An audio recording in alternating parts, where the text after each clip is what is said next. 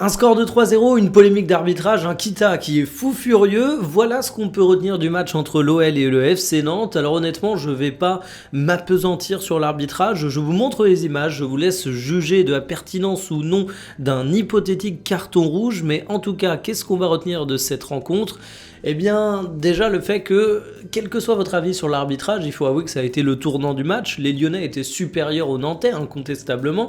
Ils dominaient la première mi-temps, mais du coup, avec les Canaries réduits à 10, eh bien, sont arrivés les 3 buts pour l'Olympique Lyonnais et le fait que les Nantais n'avaient tout simplement plus aucune chance. On note un doublé qui est extrêmement important, celui de Satriano, puisque ce sont ses premiers buts marqués en championnat avec l'Olympique Lyonnais et une belle petite bicyclette. Bon, belle, je force peut-être un peu parce qu'elle se fait à 1m30 de hauteur, mais c'est toujours le genre de geste qu'on apprécie.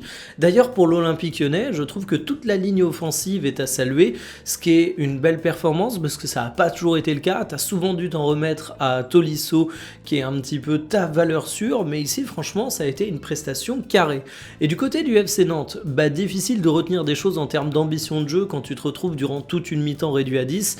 On peut souligner le fait qu'Ablin a été la petite éclaircie au milieu des nuages, le phare au milieu de la nuit du jeu nantais, parce que franchement à 10, t'es pas hyper solide défensivement, t'as du mal à avoir de la créativité et sans le talent de Mathis Ablin, finalement, c'est un petit peu encéphalogramme plat. C'est un match qui va être important en termes de classement général. Regardez-moi ça, l'Olympique Lyonnais se retrouve à une place européenne, celle de la Ligue Europa Conférence, mais ils peuvent viser un petit peu plus haut. Du côté de Nantes, ça commence à sentir mauvais, t'es barragiste à égalité de points avec le premier relégué, mais il faut désormais aller chercher 3 points pour sortir de la zone rouge.